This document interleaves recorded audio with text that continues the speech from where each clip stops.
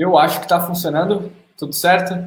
Então, boa noite, todo mundo que está presente hoje.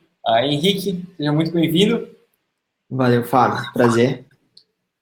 Um, então, só para confirmar, está todo mundo me ouvindo bem? Se alguém tiver algum problema com o áudio, algum problema com o vídeo, aqui na barra lateral, se você está no seu computador, tem um chat. Você pode mandar pode mandar qualquer problema que esteja acontecendo, que a gente vai dar uma olhada também. Então, legal, o Jean tá aí, já tô vendo que o João também tá aí, Thiago. Então, qualquer problema que tiver com áudio e tal, pode mandar aqui no chat. E vamos lá, conforme o pessoal for entrando, eles vão pegando aí o fio da meada. Então, Boa. bacana, Leonardo, show. Só também vale mencionar que a gente vai ter um espaço para dúvidas no final da apresentação. Então, se você tiver alguma dúvida, tal, mantenha o bloquinho de notas aberto aí, vai anotando, porque no final, daqui uns 30 minutinhos mais ou menos, 30, 45 minutinhos, quando a gente terminar de conversar sobre agência, time de produto, enfim, a gente vai ter esse espaço aí para tirar dúvidas, então só vai anotando, depois a gente abre isso. Tudo bem? Vamos lá então. Hoje a gente vai conversar um pouco. Eu também estou compartilhando minha tela, então se você não está olhando para cá, tenha em mente que eu estou compartilhando os slides e esses são mais ou menos os tópicos que a gente vai trabalhar. Então, hoje a gente está aqui para falar um pouco sobre trabalhar em agência versus trabalhar em time de produto. Polêmica, é um tema que tá na mente de muita gente que ou já está na área ou está entrando na área. Tem esses dois caminhos para você seguir, um, trabalhar com agências, trabalhar com clientes mais variados, enfim, no outro, realmente ser o dono desse produto e trabalhar com o produto ao longo de sua evolução. São dois caminhos, qual é o melhor para você e o que você tem que ter em mente na hora de tomar essa escolha. A gente está aqui hoje com o Henrique Brito. Henrique, mais uma vez, muito obrigado por estar aqui, seja muito bem-vindo. Quer falar um pouquinho de si mesmo? Se apresenta aí para o pessoal que não te conhece. Beleza, Fábio. Fala, galera. Cara, é um prazer estar falando com vocês. Espero poder-los ajudar nesse tema, como o Fábio comentou, é de fato muito polêmico. Eu espero dar um pouco, porque afinal, enfim, eu tenho aí mais ou menos 10, 12 anos de carreira. Acho que a metade, ou um pouco mais da metade, eu fiquei em agência e depois eu acabei migrando para produto. Assim. Então foi bom perceber a diferença que cada uma das coisas tem. Eu estava comentando com o Fábio que vai ser extremamente difícil ser imparcial, porque a gente acaba tomando partido em determinado momento da carreira, mas vou tentar ao máximo possível destacar os pontos fortes e fracos de cada uma dessas duas opções, né, baseado na minha percepção, enfim, na minha experiência, espero ajudá-los de alguma forma. Acho que é Massa, isso. muito bacana. Então, só para recapitular, a ideia aqui é realmente entrar a fundo nas duas áreas, então discutir um pouco sobre como é o dia a dia em agências, quais os tipos de trabalho que vocês normalmente têm em agências, os tipos de agências disponíveis, salário, enfim. Conversar sobre agências, conversar sobre time de produto, para que quem está assistindo o webinar consiga ter uma ideia muito clara dos dois mundos, como eles funcionam, e depois meio que fazer uma junção disso, explicando para vocês o que vocês têm que ter em mente na hora de tomar uma decisão, o que importa, quais perguntas que vocês têm que estar realizando, enfim. Realmente conseguir prover esse framework para que vocês consigam fazer uma escolha, claro, tentando ser o mais imparciais possíveis, tá? À medida do possível. Então, para começar, Henrique, tipos de agências, vamos conversar um pouco sobre quais as opções disponíveis para quem quer trabalhar com agência. Claro, vamos sim. Cara, acho que a gente tem alguns tipos no mercado hoje. É óbvio que é difícil até você mapear, porque, enfim, as agências, inclusive, elas estão mudando muito. Mas, enfim, a gente tem agências hoje que são mais focadas em branding, né? Enfim, a gente tem alguns exemplos e é um caminho que vale a pena ser seguido também, porque tem interesse de trabalhar mais focado em branding. Tem agências que tentam ter uma pegada mais de produto de fato, né? Que trabalham um pouco mais a questão de UX, de um pensamento maior do usuário. Acho que as maiores referências que a gente tem é a Working Co, a própria antiga Hilde, né? Que hoje é a Tropical. Enfim, acho que são agências no Brasil hoje que trabalham com esse viés de produto, que tem esse viés de UX também, que é bem legal. A gente tem agências mais tradicionais, né, que elas continuam existindo, que são agências mais publicitárias ou que têm o seu foco mais em marketing. E, enfim, a gente tem várias, né? Tem a África, enfim, a gente tem todas essas agências que são super tradicionais, que elas continuam atendendo os seus clientes, que normalmente são clientes já do offline também, de uma forma digital. E, enfim, só que costuma ter um foco um pouco mais publicitário ou um foco mais em marketing, assim. E tem também, cara, um conceito que está se trabalhando muito, que são agências full service, ou agências 360, enfim, tem vários nomes que se dá, mas que, no geral, são agências que tentam trabalhar a experiência do início ao final, né, que o usuário possa ter com aquele produto, com aquele serviço, enfim. Então, é a agência que vai fazer, cara, desde do comercial de TV até uma mídia social, saca? Até uma capa de Facebook. Então, é uma possibilidade também, né? Então, assim, diante do cenário hoje, acho que são basicamente os tipos de agência que a gente tem. E cada um tem seu ponto forte, seu ponto fraco, enfim, depende muito do que cada um quer. Legal, bacana. E pensando um pouco em agências que têm um foco, ou pelo menos provém um serviço de design de produto digital. Enfim, provavelmente quem está assistindo um webinar está olhando para UX ou quer trabalhar mais com design de produto. Provavelmente essa pessoa não vai para uma agência de branding, por exemplo, uma agência que foca no desenvolvimento de marca, etc. Uhum. Então, em agências que trabalham com produto, qual normalmente você vê como a estrutura, como você vê a estrutura dessa agência? Então, como são estruturados os times? Você trabalha em squad, você trabalha em uma organização maior? Como é normalmente a estrutura dessas agências? Entendi. Cara, essas agências costumam ter uma vibe mais de produto, assim, de novo, é muito variada essa questão de processos e tal. Não só em agência, como em produto também, né? A forma como o time se monta, enfim, depende muito do objetivo. Até quando se fala em squad, efetivamente, a squad ela é montada muito de acordo com o objetivo. Então não existe 100% de uma regra. O que eu entendo que a galera tenta ter nesse mercado mais focado de produto é, de fato, um perfil focado em um X, né, que talvez seria o nosso antigo arquiteto de informação. Tem normalmente um cara focado em visual design, tem normalmente um cara focado em product design, costuma ter um cara mais focado em motion design também, principalmente para apresentações de pitch, né, que é o que se faz muito. Acaba sendo muito necessário ter um perfil ali de motion. Inevitavelmente acaba tendo um perfil mais de planejamento também, que é responsável pelo pensamento mais estratégico, de negócio, enfim. Acaba se tendo muito em agência esse perfil também. Costuma ter o papel de PO, né, em alguma dessas empresas, que é o nosso Product Owner, que é meio que a pessoa responsável ali pela direção de negócio do produto, do serviço, enfim, que está sendo feito. E, enfim, aí cada agência tem algumas variações, né? Alguns têm um perfil de X mais focado em pesquisa, né? Que é o research. Então, é muito variável, assim, mas eu consigo enxergar como básico que pelo menos ter duplas de UX, né? Que é aquela dupla básica de UX, que é o cara mais arquiteto de informação, e o PD, que normalmente é um cara um pouquinho mais de visual design, costuma ser padrão, sabe? Isso costuma ser padrão, dificilmente isso foge à regra. O que eu assim, costumo identificar, eu acho, de grande diferença é ter um perfil de direção de criação, né? Que eu acho que é um perfil muito herdado de agências mais offline e dessas agências que são um pouco mais antigas, digamos assim, no mercado, e que continua existindo, que é aquele perfil que de fato vai avaliar e vai dar aquele approval final em todos os projetos que saem da empresa. E ele é o cara que avalia tudo, ele avalia texto, ele avalia direção criativa, ele avalia direção de arte, visual design, o X, enfim. Acaba se tendo muito esse perfil também de diretor de criação. Então, acho que é um perfil muito marcante de agência, assim, que em produto isso já muda bastante. Mas no geral é isso. Sim. E para quem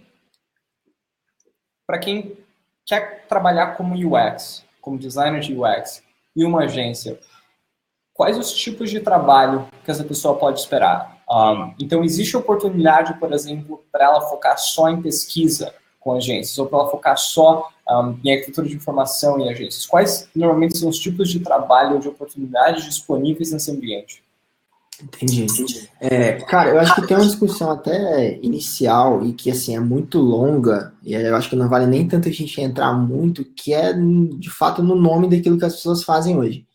Então, quando a gente fala o X, cara, abre-se um leque de N possibilidades, né? O que eu vejo mais comum, né, o que eu encontro mais, até no momento de seleção, quando a galera fala de um X, é o perfil que era um antigo arquiteto de informação.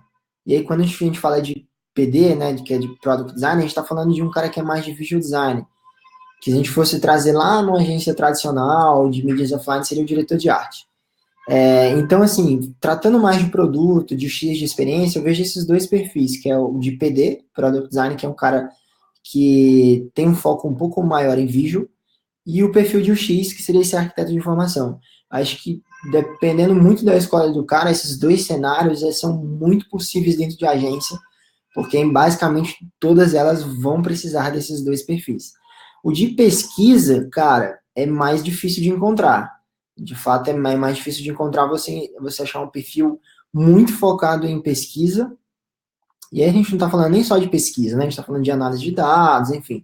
A gente está falando até de um perfil um pouco mais completo do ponto de vista de data análise. Isso é um pouco mais difícil de achar em agência, assim. Eu, particularmente, eu não conheço nenhuma que tenha esse perfil específico. Eu acho que a gente encontra muito fácil os outros dois cenários, mas esse eu acho, de fato, muito difícil. Então, para a galera que tem que tem a pretensão de trabalhar com o X e de uma maneira mais ampla, né, com experiência do usuário, eu vejo esses dois cenários muito claros.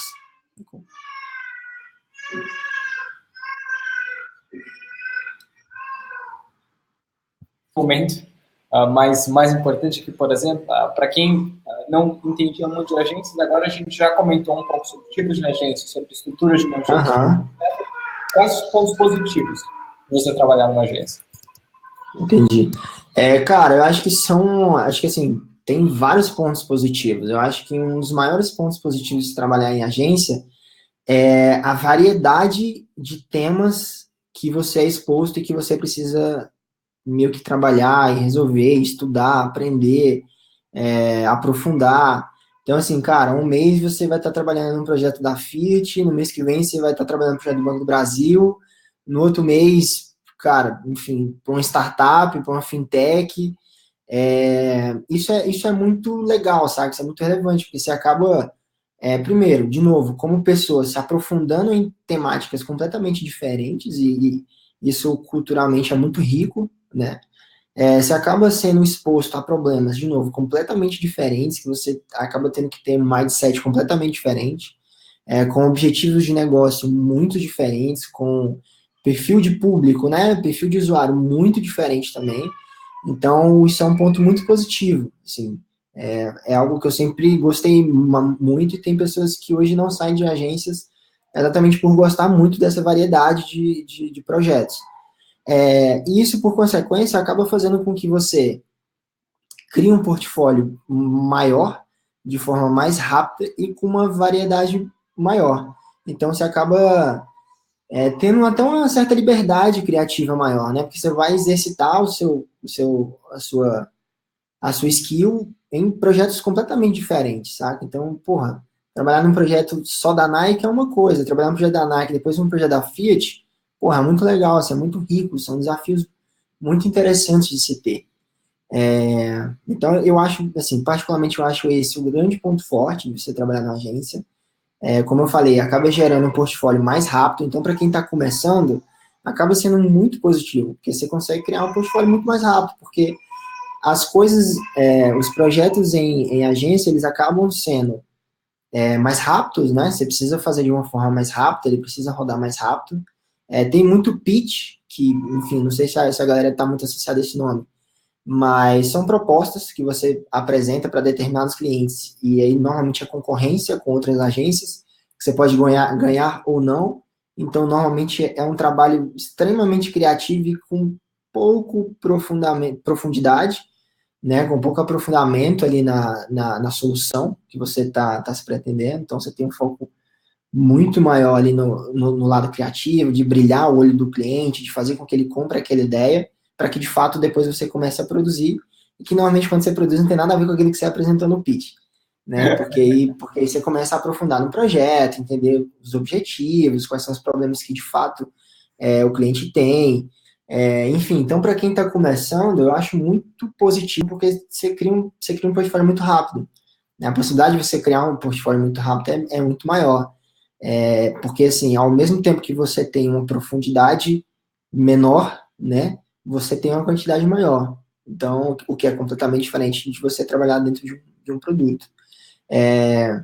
Ainda tem um outro ponto também, que normalmente quando você pega esses projetos assim, de agência, você desenha, assim, por mais que você trabalhe com outras pessoas, normalmente você desenha meio que o projeto inteiro. Então, se eu fosse desenhar um site, vou desenhar um site da, sei lá, Infraero. Eu vou desenhar um site inteiro, né? Agora, se eu for desenhar, agora, enfim, trazendo um cenário, por exemplo, de Globo.com, cara, eu vou desenhar um card que está dentro de uma página da home ou de um produto externo, assim. E cada um tem a sua, enfim, vantagem e desvantagem. Então, assim, eu acho que são os maiores pontos positivos que se tem de trabalhar em agência. Obviamente tem outros, eu acho que o network é muito legal também, porque eu tenho uma percepção, de novo, eu não tenho dados disso, obviamente, mas eu tenho a percepção que a rotatividade dentro de uma agência de profissionais, eu já percebi que é muito maior. Então, assim, eu nunca vi, ou não conheço alguém que tenha passado, sei lá, por exemplo, 10 anos dentro de uma agência. E trazendo um exemplo de novo da Globo.com, a gente tem várias pessoas lá que já estão há mais de 10 anos, ou que estão há mais de 5 anos, enfim. A Hilde talvez ela seja uma exceção, especialmente lá fora. Não sei se vocês já viram isso, mas eles davam até um machado para quem completava, se eu não me engano, era exatamente 10 ou 5 anos, não sei. Talvez a galera da Hilde pode falar isso melhor, a galera que passou por lá. Mas em agência é um pouco mais fácil, então é um pouco mais difícil a pessoa permanecer por muito tempo. Então acaba que a rotatividade maior, isso faz com que você naturalmente conheça mais pessoas. Então, por uma questão de network, acaba sendo muito, muito, muito positivo. Eu já mudei entre agências basicamente porque, sei lá, saiu um diretor de criação, foi para outra agência e foi e me levou. Ou saiu um diretor de arte amigo meu, foi para outro lado, foi e me indicou. Então isso é muito positivo, porque você acaba conhecendo mais pessoas e isso acaba trazendo um viés positivo ali na frente. Então acho que no geral é isso. Bacana, deu para ter uma ideia muito boa do. Enfim, é até engraçado. O É legal ver trabalho. os comentários também da galera, que aí depois a gente tem que responder. Bom, né? Trabalhei 5 anos daqui que não ganhei nem almoço vegetal.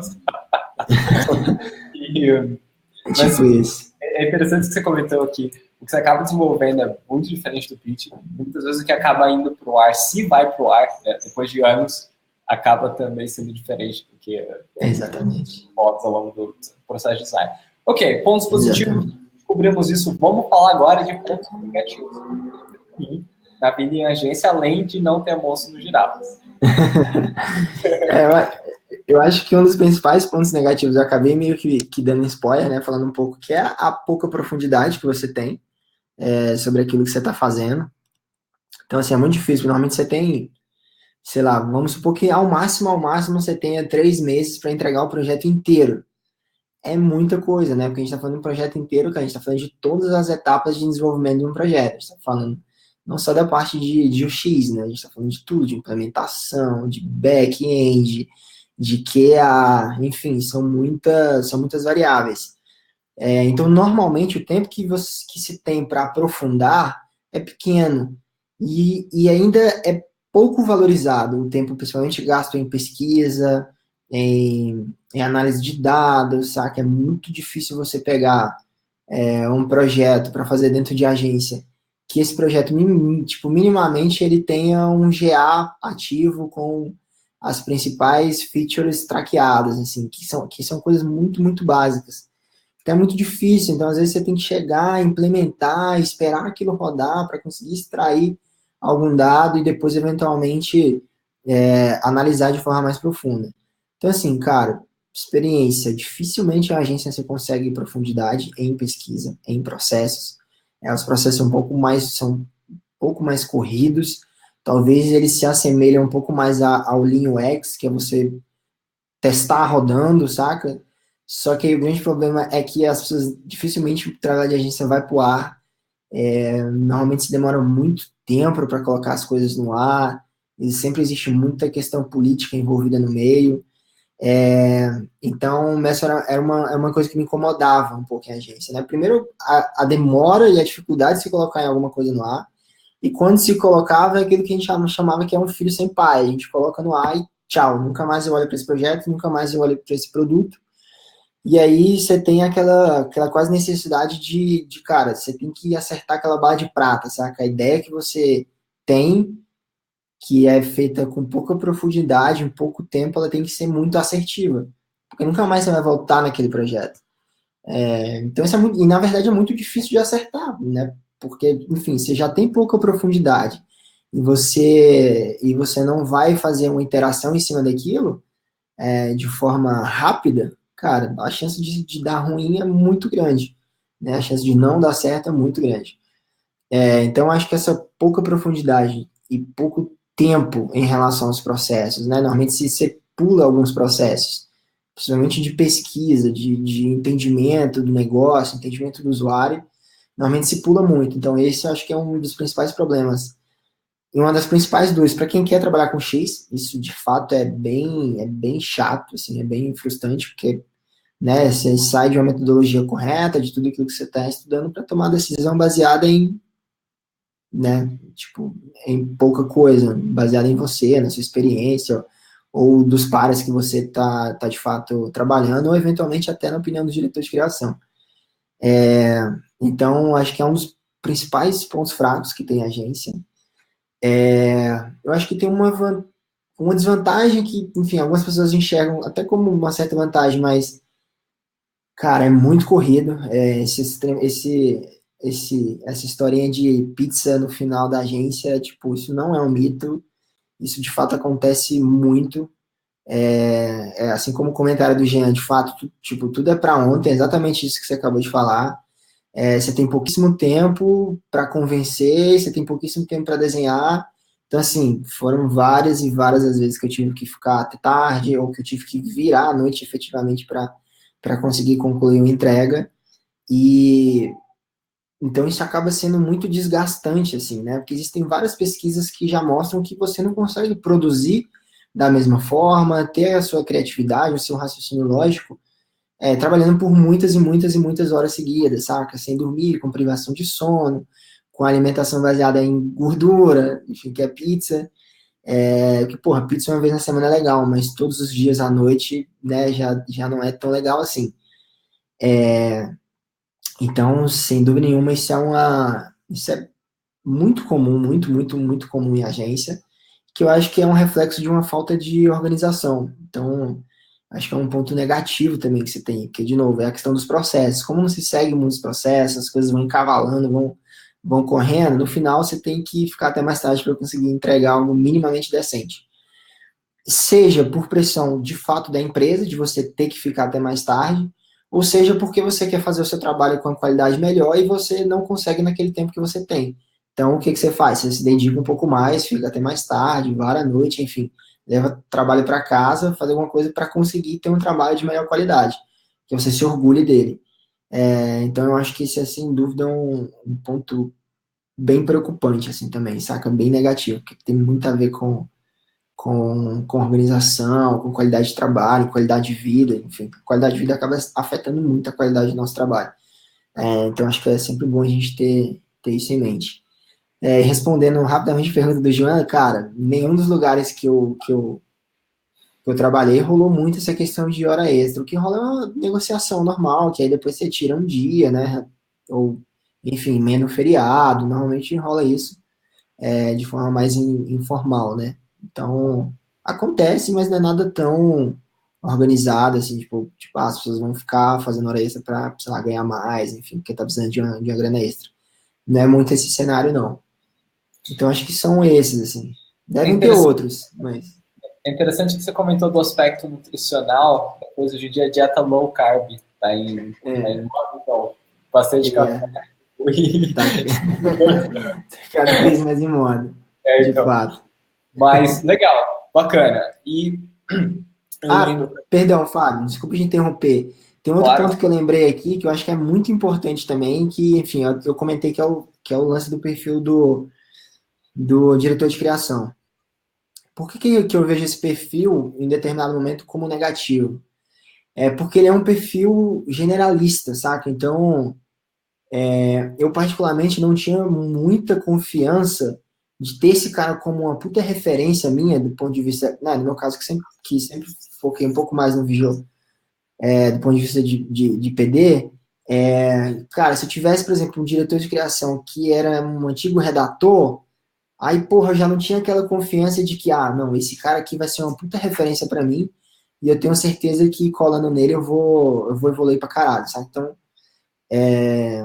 eu acho que o fato de você não ter perfis que a gente chama em produto ali de leads, né, leads técnicos ou lideranças técnicas em cada uma das áreas, né, tipo o redator tem um líder técnico, o planejamento tem um líder técnico, o PD tem um líder técnico, enfim.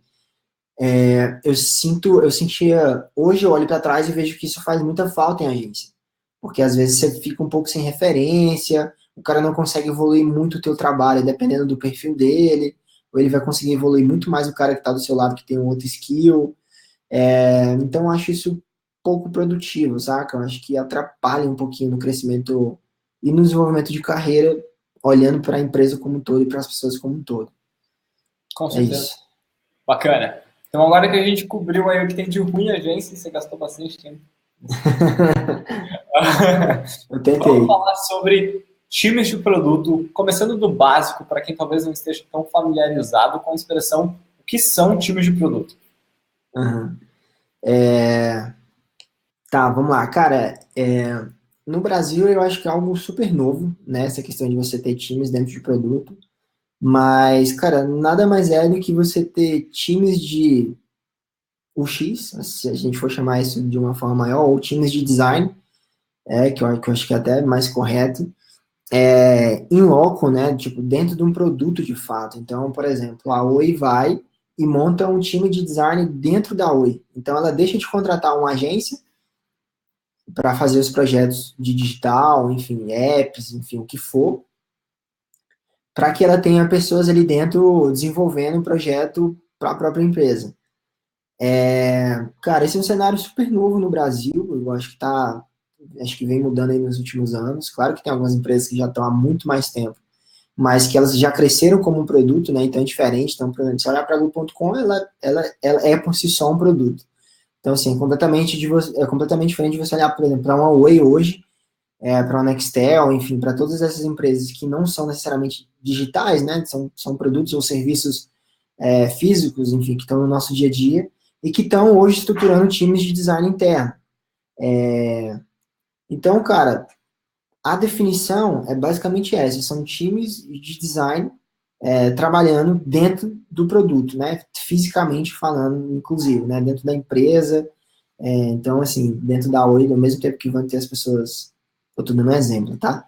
Então, assim, no da Oi, do mesmo jeito que vão ter pessoas do seu lado atendendo chamada de pessoas que estão querendo resolver problemas da conta, vai ter o time de design ali dentro também resolvendo os problemas possivelmente digitais que cada empresa tem.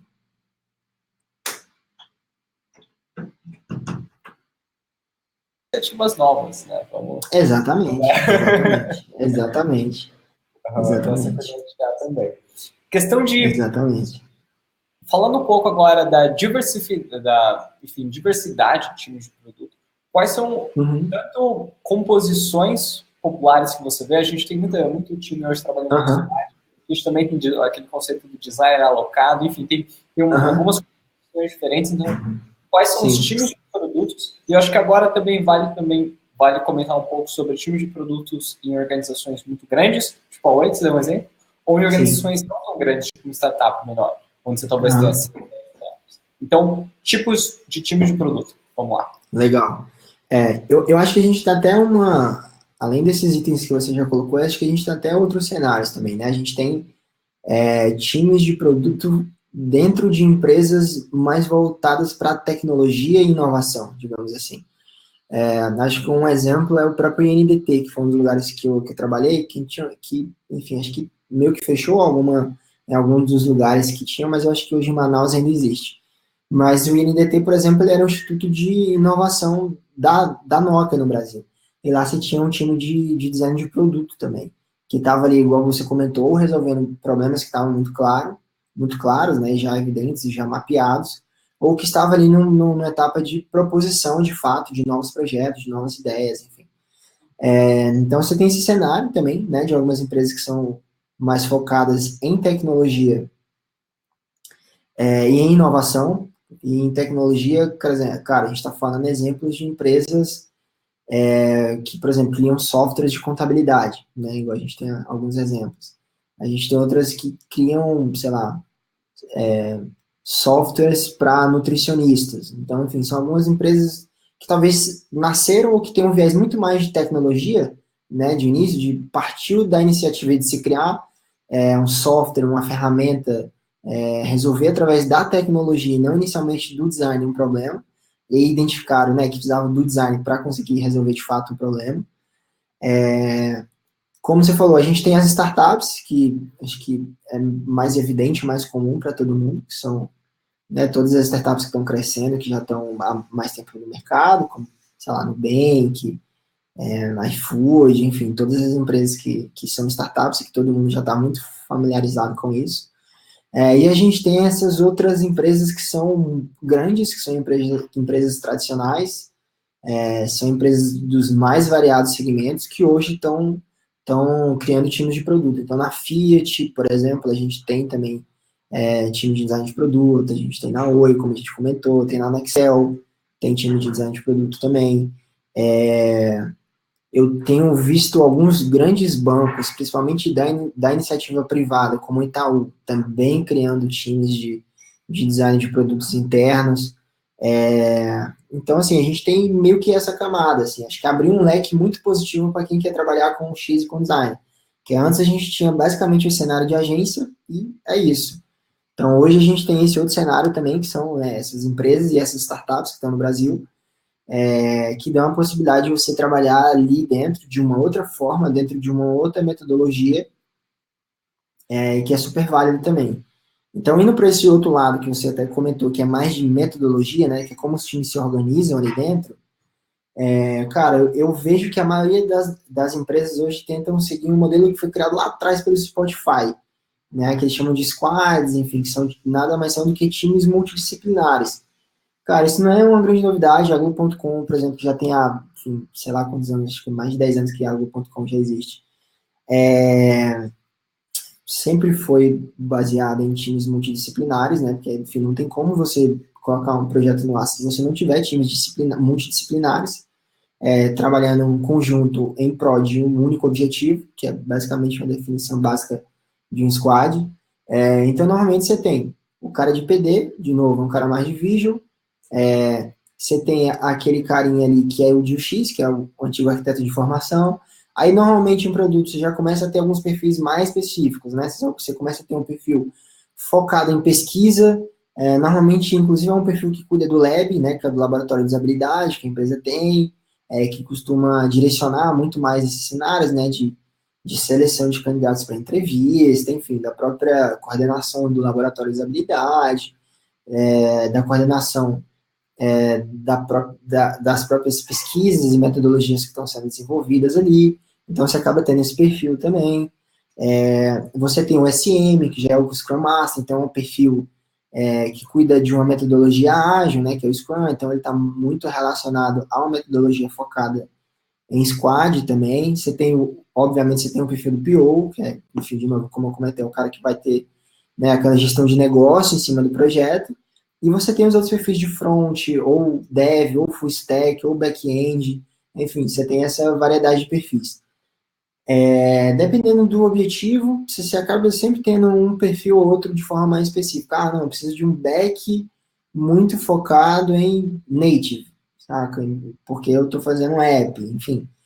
Então, acaba... é, são times multidisciplinares, mas que não existe 100% de uma regra de, o time sempre tem que ser dessa forma. Não tem isso se forma muito mais de acordo com o objetivo que aquilo tem. Então, por exemplo, lá na Toro, cara, se precisar ter 2 PDs e um X, teremos. Se precisar ter 2 UX e nenhum PD, também teremos. Então, assim, depende muito do objetivo, do momento do projeto, do desafio que está sendo proposto, ou da iniciativa que está sendo tomada. Mas, no geral, de uma maneira muito tradicional, é um squad, times multidisciplinares, e normalmente eles rodam através de uma metodologia ágil.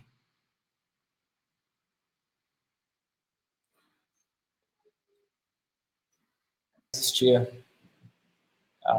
e até antes do Spotify divulgar isso mais abertamente na Globo. A diferença é que não teve um vídeo viral da Globo. Ninguém produtizou essa parada, essa que é a realidade, né? Infelizmente, não teve um vídeo lá, então... É verdade. Mas legal.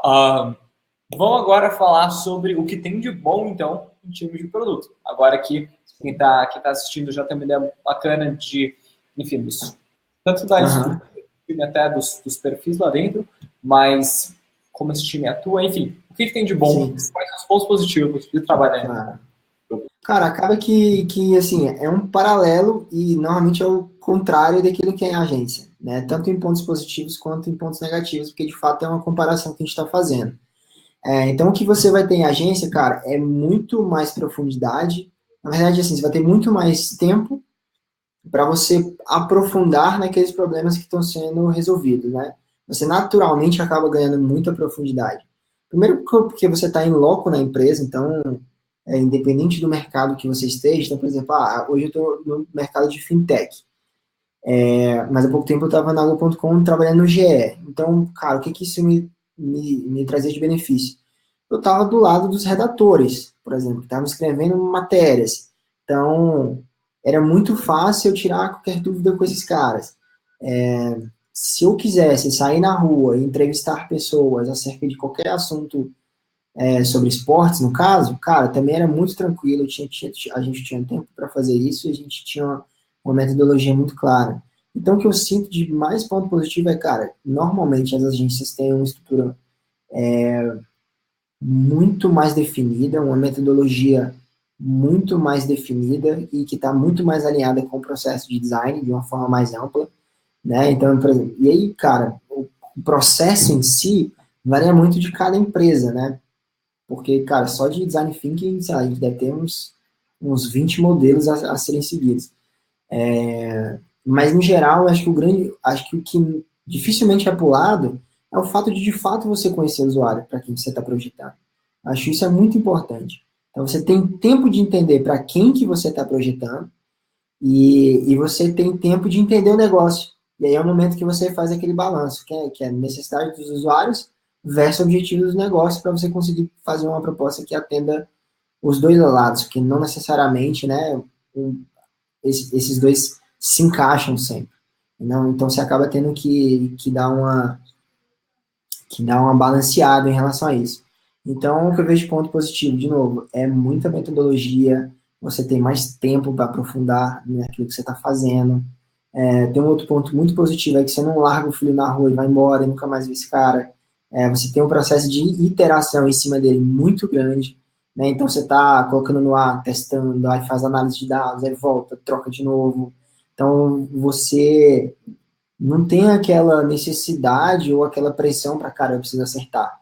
Não, cara, você vai testando as suas opções, né, as suas hipóteses, você vai testando, validando, testando, validando, testando, validando, até você chegar numa experiência que seja realmente muito encantadora, né, para o usuário. E isso, cara, inevitavelmente você só consegue chegar com muita profundidade, aí só quando você está de fato dentro e completamente imerso dentro daquela empresa. Então isso é muito positivo, você acaba participando de vários momentos e de vários processos, isso é muito rico, você acaba aprendendo muito, né? Então, cara, em algum momento você vai estar fazendo desde um style guide até uma pesquisa etnográfica. Cara, em agência, fazer pesquisa etnográfica é bem complexo de se fazer, saca? É bem difícil de se fazer. Mas em produto é bem possível. Agências, cara, eu conheço uma hoje no Brasil Mentira, eu não conheço mais, porque essa agência acho que ela já até fechou. Mas eu conhecia uma agência no Brasil que tinha um laboratório de usabilidade dentro da agência. Que era uma agência de Brasília, inclusive, chamada Tolkien. Eu nem sei se ela ainda está aberta e se tem um laboratório lá ainda. Mas em produto isso já é um pouco mais comum, né, de se ter um laboratório de usabilidade ali dentro. Então, de novo, né, facilita muito você seguir o processo de design de uma forma legal, porque você tem uma puta ferramenta para fazer teste qualitativo. Tá? Então, isso é muito positivo, sabe? Isso é muito, muito, muito positivo. Você ter todos esses perfis ao seu redor e trabalhando junto com você, e que são perfis que estão muito alinhados com aquilo que você faz, é muito positivo também, tá, sabe? Você tem um perfil ali por exemplo, de análise de dados, né, de BI, do seu lado para tomada de decisão, cara, é muito rico, porque esse cara vai te ajudar muito, com muitos insumos, com muitas informações. Então você vai conseguir ter mais bagagem, de fato, para tomar uma decisão, muito mais baseada em dados do que baseada em você, certo? Então esse é um puta ponto positivo também. De novo, é o contrabalanço do outro ponto que eu tinha falado. Normalmente você tem lideranças técnicas, o que é muito positivo, então você acaba tendo várias referências técnicas que são muito legais de se trabalhar ao lado. É sempre muito bom, eu sempre busquei muito ter uma referência técnica em que eu pudesse aprender, olhar para esse cara e falar, porra, esse cara aqui é muito foda, eu preciso chegar onde ele está. Ou só o fato de sentar do lado desse cara e ouvir esse cara falando, para mim já vai ser enriquecedor. Eu dou muito valor nisso, eu acho isso muito importante, porque isso ajuda demais a gente a crescer. E eu vejo que esse produto é mais fácil, de novo, porque existe esse cargo, por assim dizer, né, que é de lead técnico, então isso é muito positivo também. Normalmente, cara, o que eu vejo muito legal hoje também é a cultura, sabe? A cultura dessas empresas é muito legal. Então você vê, cara, o Google como referência, obviamente, né, em termos de cultura, mas você vê várias outras empresas que estão tendo uma cultura exposta e de uma forma muito legal, né? O próprio CT é bem avaliada, o Nubank também é uma puta empresa super bem avaliada, Spotify, enfim, tem várias empresas que são muito bem vistas do ponto de vista de cultura, saca? Que é um lugar que valoriza as pessoas, que pensa na qualidade de vida, que tem iniciativas que são muito legais. E, cara, de novo, um exemplo muito pequeno, mas, por exemplo, na Toro, a gente tem um benefício chamado de Impass. Não sei se vocês conhecem, mas é um produto também digital, é um produto muito legal, que tem um estilo de negócio muito legal, que é você não pagar por uma agência, ou por uma academia, né? Você paga uma mensalidade, você pode malhar em qualquer academia, ou fazer qualquer atividade física, como natação, enfim, etc. E lá na Tour a gente tem essa iniciativa, enfim, a empresa paga, sei lá, a maior parte do que nós meio que pagaríamos. Então, assim, são pequenas iniciativas que você vai vendo que, cara, a empresa está pensando não só em te encher de pizza, saca? Está pensando na sua qualidade de vida de fato, está pensando em que você saia do trabalho de uma forma tranquila e que quando você esteja no trabalho, que aquilo não seja um fardo, sabe? Que aquilo seja legal. Não só pelas pessoas que estejam ali, mas que a cultura da empresa seja legal, saca? Não tem ninguém querendo passar um por cima do outro. Normalmente se tem uma cultura um pouco mais horizontal, saca? Pelo menos na Natura a gente tem uma cultura muito horizontal. Então, por exemplo, a gente não tem CEO na empresa. A gente tem os sócios e os sócios sentam do nosso lado, saca? Eles não têm uma sala em tal andar que tem o seu banheiro exclusivo, saca? Que é uma pessoa inacessível. Não, saca? A gente tá ali junto, trocando ideia, falando sobre negócio, falando sobre futebol. Então a cultura é muito legal, saca? É muito rica. Ela acaba gerando muito aquela questão que é muito falada, que é você se sentir dono do negócio, né? Mas eu acho isso muito legal, porque de fato, isso de forma muito leve, isso acaba acontecendo, que é você se instigar no ponto de vista de empreendedorismo, saca? De você ver, de você começar a pensar, tipo, o impacto daquilo que você está fazendo em termos de negócio, de fato, saca? O que aquilo que você está fazendo vai gerar para a empresa em termos de negócio? O quanto ela vai crescer com aquilo, né? O quanto ela vai ganhar de dinheiro, de fato, com aquilo. Então isso é muito legal, e eu acho isso muito positivo também, é algo que me deixa muito feliz de de ter essa possibilidade aqui no Brasil, e disso, apesar de ser recente de novo, acho que é uma possibilidade muito boa para a gente que trabalha com design. Bacana, bacana sim. Eu acho que vale mencionar aí como um contraponto, talvez, que você também encontra algumas agências com culturas positivas. Então, para quem está ouvindo, só para não parecer que todas as agências têm uma cultura horrível. Claro, claro. Não, sem dúvida nenhuma. Sem dúvida nenhuma. Sem dúvida nenhuma. Então, mas com certeza concordo perfeitamente. Você tem enfim, observo talvez que você tem um esforço consciente muito maior no time de produto, talvez, garantir que todos aqueles membros se sintam parte daquela cultura e se sintam donos, que também é mais fácil de fazer quando você tem meio que medidas claras, métricas claras que você consegue observar. Então, você consegue ver o crescimento da empresa, mas se você trabalha em uma agência, por exemplo, você provavelmente não vai ser dono daquele projeto, por mais do que a duração do projeto, talvez alguma manutenção após. Então, interessante. Sim. Pontos negativos. O que tem de ruim no tipo de produto? Não tem, assim. Tô zoando. Ótimo,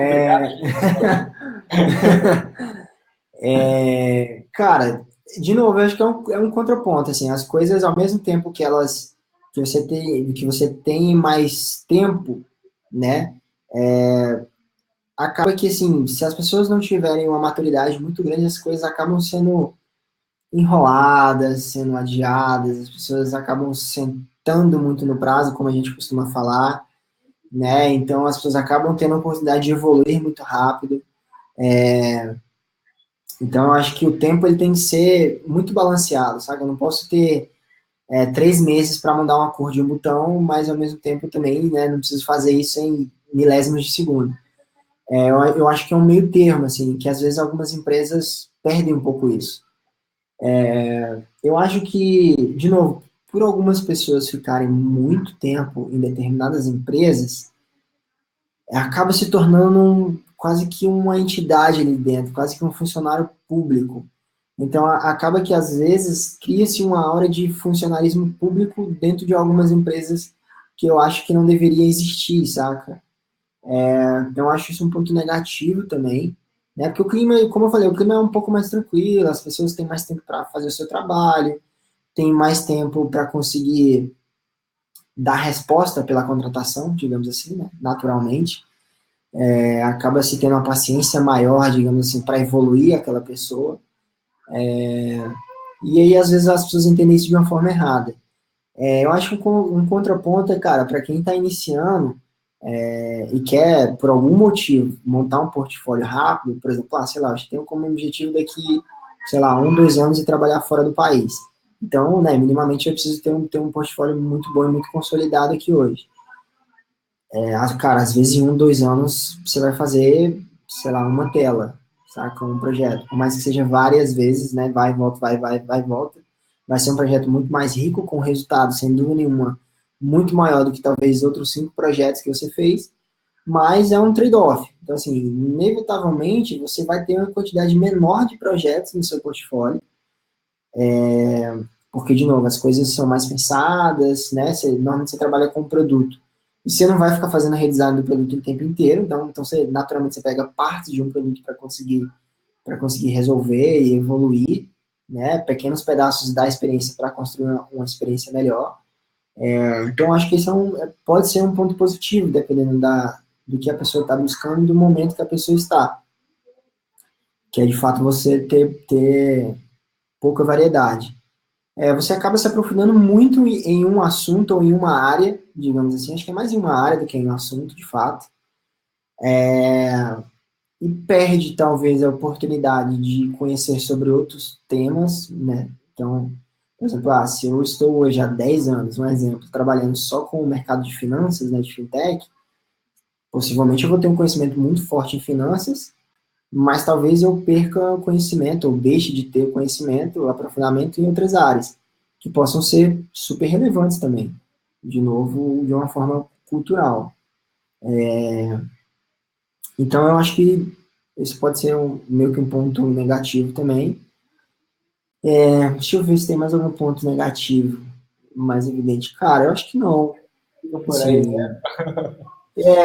Assim, inevitavelmente acaba sendo um contraponto, assim, não tem muitos pontos fortes e fracos, que são muito diferentes um do outro, saca? Acaba sendo, de fato, o trade-off de uma escolha para outra, assim, acaba sendo uma comparação, de fato. E aí você tem que escolher, e aí, assim, de novo, é aquilo que a gente estava falando no início. Não é que um é mais certo do que o outro, né? Depende muito do objetivo de cada um. Então, pode ser que algumas pessoas encarem isso que eu estou falando como negativo, como positivo. E aquilo que eu falo como positivo, como negativo. Então, assim, tipo, é natural que isso aconteça. Então, acho que esse é um ponto bacana para a gente puxar um gatilho daí, meio para a gente também amarrar esse tópico. Sim. Quem está assistindo isso aqui, talvez agora ao vivo, depois da gravação, e está ainda em dúvida, não está muito entendido na sua paixão por títulos, talvez ainda está considerando a agência, quais são algumas coisas que essa pessoa tem que ter em mente na hora de tomar uma decisão? Então, quais as perguntas que você deveria estar fazendo para si mesmo? Você mencionou uma coisa importante, que é, por exemplo, se eu quero trabalhar para fora, ou se, enfim, se eu só quero desenvolver o meu portfólio em um curto tempo, a agência provavelmente seja um caminho melhor. Quais são algumas dessas perguntas que uma pessoa deveria fazer na hora de tomar essa escolha? Acho que vale também comentar um pouco de salário. Claro. Cara, eu acho o seguinte, eu acho que a primeira coisa que assim, a gente tem que fazer é você conseguir se enxergar ou enxergar a sua carreira, o seu futuro a curto, médio, e talvez, que é o mais difícil, a longo prazo. Mas pelo menos a curto e médio prazo, saca? Pelo menos nos próximos 5 anos, entre 3 e 5 anos, onde é que eu quero estar daqui 3, 5 anos? Eu acho que é a primeira pergunta que você tem que fazer. Talvez uma das próximas perguntas é o que eu quero fazer de fato, saca? O que me brilha o olho, saca? O que vai me deixar de fato muito feliz fazendo hoje? Acho que isso é uma pergunta muito importante. Outra coisa levando em consideração que eu entendi o que eu quero fazer, o que brilha meu olho, qual é o melhor cenário, basicamente, né? Para fazer isso que eu quero fazer, olhando para esses 2 cenários e tudo isso que a gente pintou, olhando para esses 2 quadros, qual que eu me vejo mais? Qual que eu acredito que ali eu vou conseguir evoluir mais naquilo que eu estou fazendo? Né? Então, enfim, acaba sendo um pouco uma sessão de autoanálise. Mas, de fato, depende muito de cada um. Né? Depende muito dos objetivos a curto, médio, longo prazo. Depende muito da empresa, de fato, que você está indo. Né? Então, é óbvio, é inevitável que você tem que, por exemplo, vamos supor que você tem 2 opções. Uma é ir para uma startup pequena e outra é para uma startup muito grande. Cara, você vai ter o mesmo questionamento. Eu vou para pequena ou eu vou para grande? Porque às vezes o salário, sei lá, pode ser o mesmo, né? Mas o que cada um vai oferecer em termos de trabalho diário, de desafio diário, pode ser muito diferente, de fato, um para o outro, né? E um você pode talvez ter mais autonomia, um você pode ter, né? Você pode participar dos maiores projetos daquela empresa, que normalmente, sei lá, são startups pequenas, ou não, ou às vezes, não, eu vou para uma startup grande porque, cara, já está muito mais consolidada, então eu vou tocar pequenas partes, mas eu vou focar muito mais em aprender com as pessoas que estão ao meu redor. Enfim, é sempre muito difícil decidir, mesmo escolhendo um dos lados. Então, mesmo escolhendo a agência, para qual agência eu vou? Né? A gente falou sobre vários tipos de agência. Escolhendo o produto, para qual cenário que eu me vejo mais? Tá? Querendo ou não, cada um tem os seus benefícios, né? Tem as suas vantagens e desvantagens. Ir para um Itaú e ir para um Nubank é completamente diferente uma coisa da outra. E eu não acredito que uma é simples e puramente melhor do que a outra. Eu acho que depende do objetivo de cada um. Então, assim, de novo, eu acho que é uma questão de autoanálise, de você olhar para você, ver o que te faz feliz, o que te motiva, o que você quer aprender, olhar e ver qual desses lugares vai me fazer chegar onde eu quero. Sabe? Acho que é basicamente isso. O que você falou de salário, que eu acho que é um ponto que eu acabei não comentando, cara, isso assim, é muito difícil de dizer, sabe? Eu sinto, nas últimas entrevistas que eu tenho feito, em relação aos candidatos que eu tenho visto e aos meus colegas que estão tanto em agência como em produto, que produto costuma pagar um pouco melhor. Mas, de novo, eu não tenho dado para afirmar isso aqui. Né? Eu tenho uma percepção de que, normalmente, a agência vai muito mais para um lado, por um apelo de tipo, cara, vem para cá ganhar cane, Aqui você vai trabalhar com projetos muito fodas o tempo inteiro, dá fit, dá não sei o quê, dá não sei o quê, não sei o quê. Então, eu acabo te vendendo algo que aparenta ser muito grande, que te vai dar uma visibilidade muito grande. Em troca, te oferece um salário, né, mais ou menos, sem tantos benefícios. Eu, de novo, não conheço nenhuma agência, e de novo, pode ser pura falta de conhecimento, que tenha um puta plano de carreira, saca? Um PDI muito claro, muito bem definido, saca? Nesses 10 anos, eu nunca vi de agências grandes a médias a muito grandes, como as que eu comentei. Nenhuma delas tem um PDI muito claro que você entra e fala, porra, legal, sei o que eu preciso fazer para ir para o próximo step. Entendo quais são os níveis de salários, de cargo, etc. Isso em produto já é muito mais claro, sabe? Isso já é muito mais evidente. Um exemplo, cara, lá no INDT, quando eu trabalhei lá em Manaus, esse processo de crescimento da carreira, ele estava impresso, colado na parede, sabe? Para que todo mundo visse e tivesse visibilidade. E ainda era uma carreira em Y, que você poderia ser ou gestor, ou você ser de fato um perfil muito técnico, um especialista técnico. Então, assim, o sentimento é de que em agência você ganha menos e que em produto você costuma ganhar um pouco mais. É uma percepção que eu tenho. E que a forma de você evoluir dentro de um produto costuma estar mais estruturada exatamente por causa do PDI, né, do Programa de Desenvolvimento Individual. Normalmente isso já está mais estruturado, já está mais desenhado, então as faixas de cargo e salário são mais livremente abertas. Se você perguntar para o seu gestor, certamente ele vai te falar, porque isso já vai estar estruturado. Eu sinto que é mais fácil você evoluir, porque, de novo, você tem um perfil técnico como gestor, né, que é o lead técnico. Então, esse cara, ele tá focado em evoluir o seu trabalho, ele tá focado porra, esse cara tá merecendo uma promoção, vou ser o cara que vou abraçar essa promoção para ele. Então, assim, de novo, acabei tendenciando muito pro lado de produto, mas é uma percepção que eu tenho. É claro que existem várias outras agências, principalmente as mais grandes e mais tradicionais, principalmente em São Paulo, cara, que pagam, assim, bem pra caralho, tipo, é inevitável. Tinha diretor de arte em Brasília, antes do Marcos Valério, que ganhava 30 mil reais, ganhava 25 mil reais. Claro que depois daquela merda de corrupção que deu, isso foi revisto, né? Mas ainda assim, existe muito esse cenário de algumas agências que pagam muito, muito, muito bem. Sim, sim, sim. Salários que realmente são muito grandes.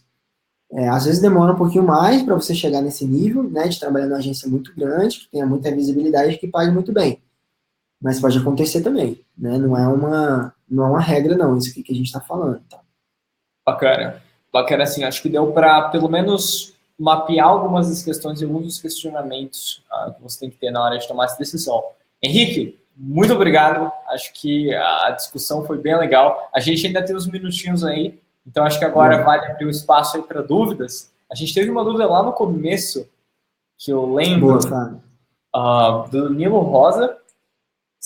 Enquanto a gente responde essa, se mais alguém tiver dúvidas, por favor, digite no chat. Tem um chat aqui na lateral. Se você estiver no celular, está em algum lugar aí, não sei exatamente onde. Mas só digitar no chat que a gente vai tentar responder. Então, vou ler aqui a pergunta do Daniel Rosa. Henrique, me chamo Danilo Rosa, correção. Sou diretor de arte e sempre trabalhei em agência de publicidade. Estou migrando para UX.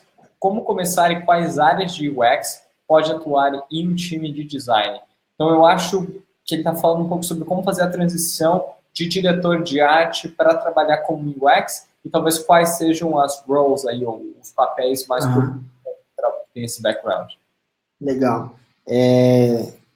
Cara, Danilo, normalmente o diretor de arte ele acaba migrando mais para o cenário que eu comentei, que é o Product Designer, enfim, que tem vários labels, como eu comentei, que é, cara, Product Designer, Visual Designer, UI Designer, Web Designer, enfim, acho que tudo você se acha ainda hoje na internet. Mas eu tenho identificado, e a gente tem mapeado de uma forma mais comum, chamar esse perfil que tem uma pegada um pouco mais visual e que tem esse amor, digamos assim, pelo design um pouco mais visual, que gosta de fazer isso, indo para esse perfil que é mais de PD, né?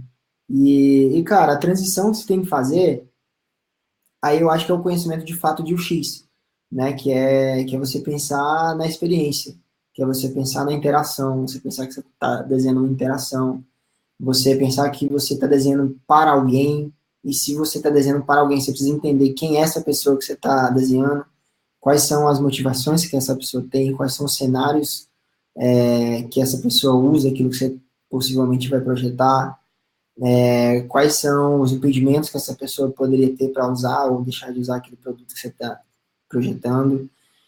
Então, eu acho que o migrar, por exemplo, do diretor de arte para o cara que é um PD, que é o visual design, eu acho que é muito mais pegar o conhecimento de UX, saca? O conhecimento de metodologia, de processo, é olhar para o design de uma forma mais ampla, entender realmente sobre design de interação, entender sobre a experiência do usuário, entender sobre como é que eu posso mensurar aquilo que eu estou fazendo, como é que eu posso ter certeza ou tentar buscar um resultado positivo, como é que eu confirmo aquilo que eu desenhei, né? Como é que eu projetei, como é que eu sei que eu atingi o objetivo que eu queria.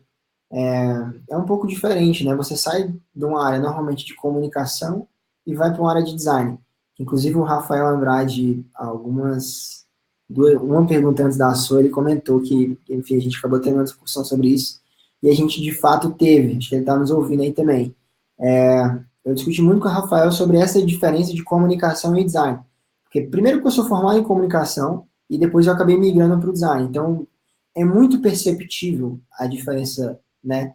Elas são duas áreas de fato, né? Elas são duas ciências de fato diferentes. Então, por si só, elas têm objetivos diferentes, não são antagônicas, muito pelo contrário, elas são complementares. Só que se você quer fazer essa transição, você de fato precisa mudar o mindset. Então você vai desligar um pouco o mindset de comunicador e você vai ligar um mindset de design, sabe? Que é um pouco diferente. O design, ele tem algumas metodologias que você precisa passar. Eu não deixo de acreditar que é uma ciência, saca? Existe uma metodologia por trás do design, do mesmo jeito que existe uma metodologia por trás da comunicação, né? Então que a gente tem uma matéria chamada metodologia científica, porque de fato isso é muito importante. Então, enfim, são coisas diferentes e que, primeiro, você precisa mudar o mindset e estar preparado para fazer essa mudança. De novo, comunicação é uma coisa, design é outra. Não são antagônicas, são complementares, mas que são diferentes. Não sei se eu respondi. Espero que sim. Esperamos que sim. Qualquer coisa, fala de novo, Danilo. Rafael Andrade, esse chat tem um corretor automático, ele tá bugado. Eu não sei, eu acho que ele tem um corretor. Então, peço desculpas aí se o texto está com problemas. Pergunta agora no tema do João Vitor. Para quem está começando, é mais fácil conseguir uma vaga em agência ou time de produto? Cara, sei lá, alguns anos atrás eu te falaria que é agência, por causa da quantidade, de fato. É um número que antigamente era muito maior.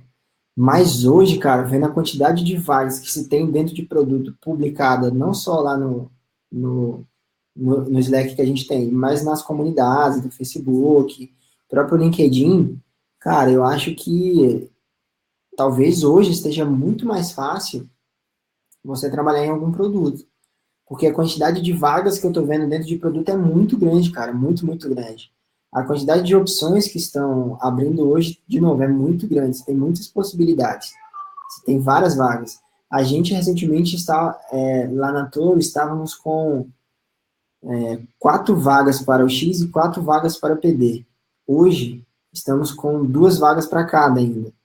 E em várias outras empresas, se você for olhar, também tem várias vagas. Então, o que eu sinto é que falta muito mais uma preparação, que normalmente a galera não está preparada, não sabe nem muito bem o que quer, e, enfim, de fato a diferença de trabalhar em produto e trabalhar em agência, do que a falta de oportunidade. Eu não acho que seja falta de oportunidade, não, acho que muito pelo contrário, acho que oportunidade a gente tem muita, principalmente em produto hoje, não que a agência não tenha, de novo, mas eu talvez por acompanhar mais produtos, eu acabo vendo muitas vagas dentro de produto.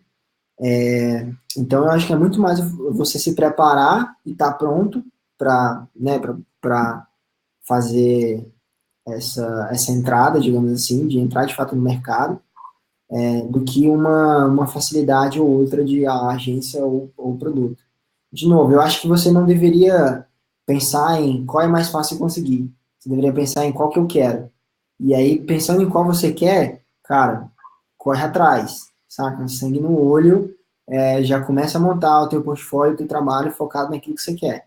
Que aí, cara, certamente você vai conseguir, saca? Isso, assim, Exato. quase 100% de certeza. Excelente ponto e, embora não tenha sido a pergunta, vale fazer esse gancho, que muitas vezes eu escuto dúvidas de quem está começando agora, pô, Fábio, mas eu preciso de experiência para fazer projeto, mas não tenho projeto, então não consigo experiência, tem esse problema aí do ovo da galinha, quase. Você precisa focar em ter poucos itens de qualidade no seu portfólio.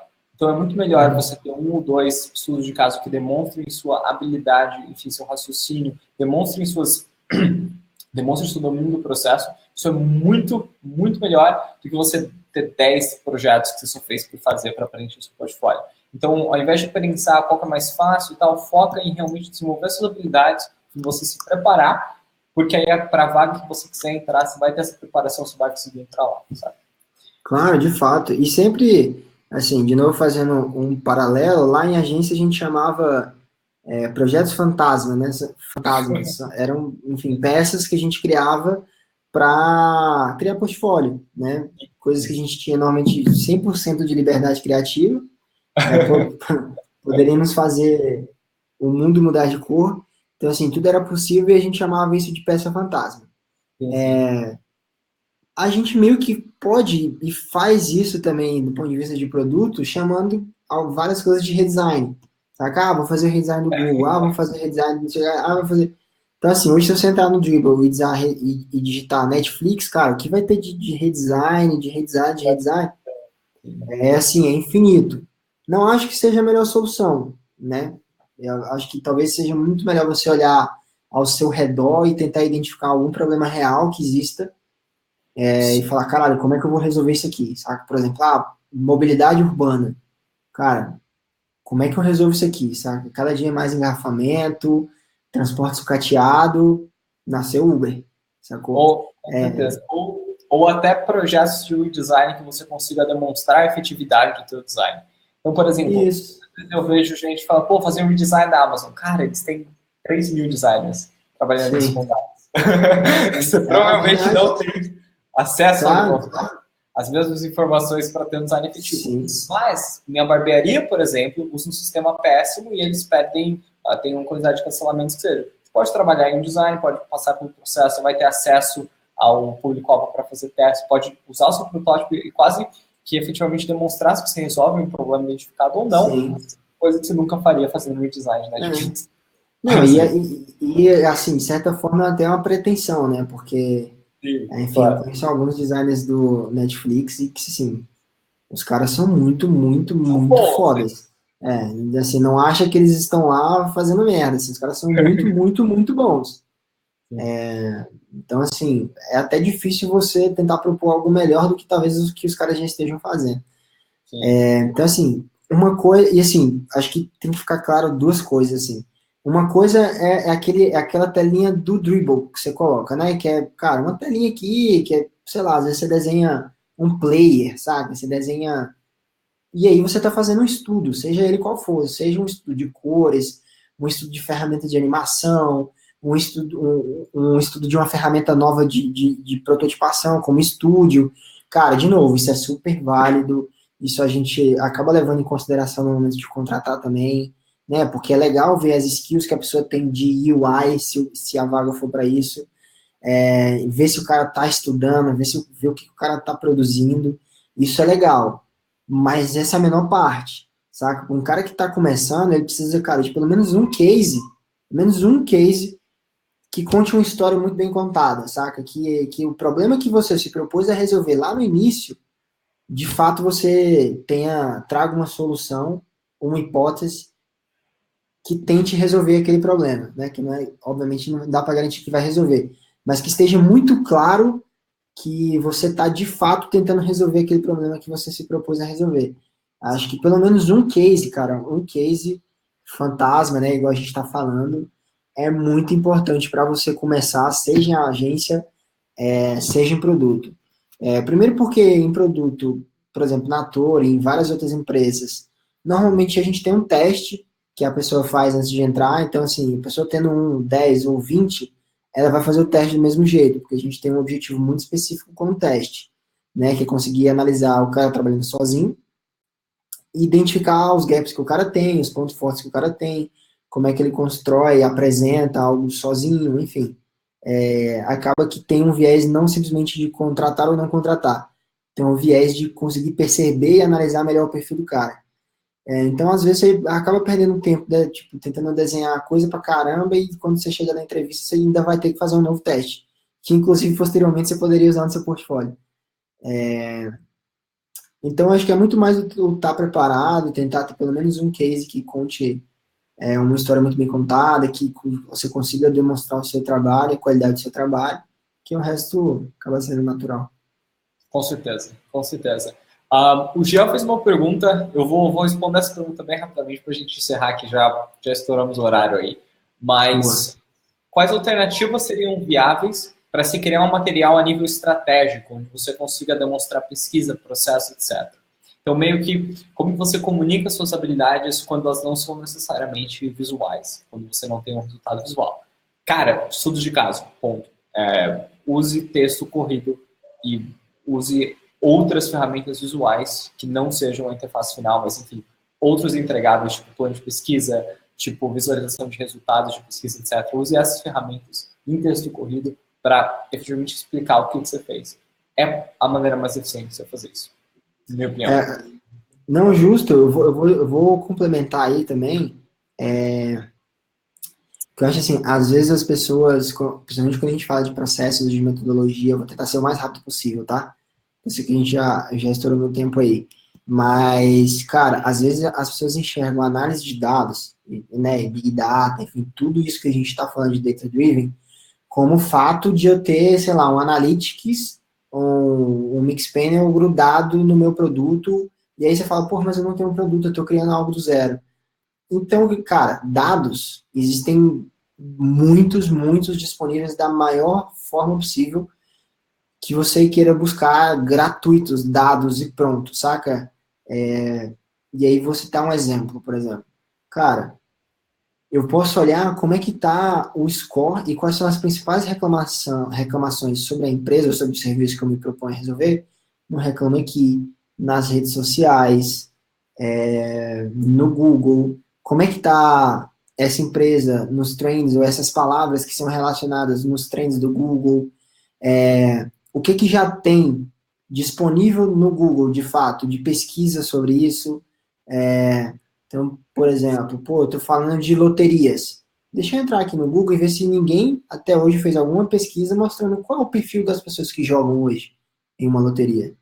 É um exemplo, e assim, eu tenho 100% de certeza que você vai achar.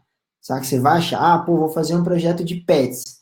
Cara, não tenha dúvida que se você entrar no Google, você vai achar vários estudos mostrando qual o perfil comportamental das pessoas que procuram um pet, por que as pessoas abandonam um pet. Então, assim, você já vai encontrar várias pesquisas prontas, sabe? Que você simplesmente pode consumir aquela informação, aquele dado, para conseguir te ajudar a definir uma hipótese e, obviamente, citar a fonte. E só para complementar, também, cara, existem várias formas super leans, né, de se fazer teste. Pode criar um formulário no Google, postar na sua rede social. Você pode, inclusive, patrocinar o seu post na rede social, 50, 40 reais, e ter uma quantidade de pessoas muito grande respondendo aquilo que você está fazendo. Então, assim, nunca é uma desculpa, não tem dados. Cara, vai ter. É só enxergar dados de uma maneira mais ampla, saca?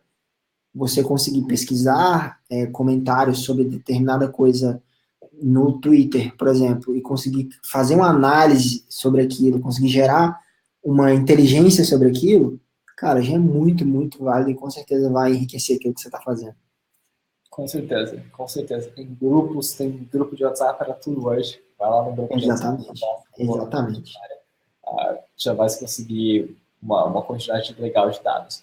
Mas com isso a gente encerra então o webinar de hoje, trabalhar em agência ou time de produto.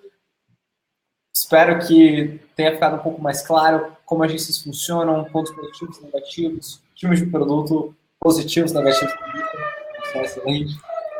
Legal. Então, Henrique, muito obrigado, Jean. Henrique, muito obrigado, agradeço de verdade por ter participado, acho que todo mundo gostou muito de poder aprender um pouco aí da sua experiência, então, pô, muito obrigado. Legal, Fábio. Cara, eu que agradeço. Assim, obrigado pela participação de todo mundo aí, comentando, mandando pergunta. E de fato terem separado esse tempo aí para ouvir a gente falando aqui, né? Contando um pouquinho sobre a nossa experiência. Cara, quem ficar com qualquer dúvida aí também, fica à vontade para me chamar lá no Slack, me mandar e-mail, enfim, qualquer coisa do tipo. O meu e-mail, rapidamente falando, é henriquebritoa@gmail.com, então fiquem à vontade para quem não está no curso me mandar também. E é isso, cara. Espero ter ajudado e fique à vontade para entrar em contato comigo. Até a próxima. Perfeito, então. E esse webinar vai ser gravado, então se você entrou no final, se você perdeu alguma coisa do começo, não se preocupe que a gente vai postar nas redes sociais. Além disso, a gente vai ter mais webinars como esse, então segue lá no Facebook, LinkedIn, segue em todos os lugares. Henrique também, segue lá no LinkedIn. Com certeza. Vou dar um jeito de colocar as redes sociais do Henrique aí em algum lugar para vocês terem acesso. E se você não está no curso e quer aprender UX, o Henrique é mentor da Awari, então acesse awari.com.br que você vai ter mais informações lá também. Obrigado, gente. Boa noite. Até a próxima. Valeu, gente. Boa noite. Tchau, tchau. Valeu.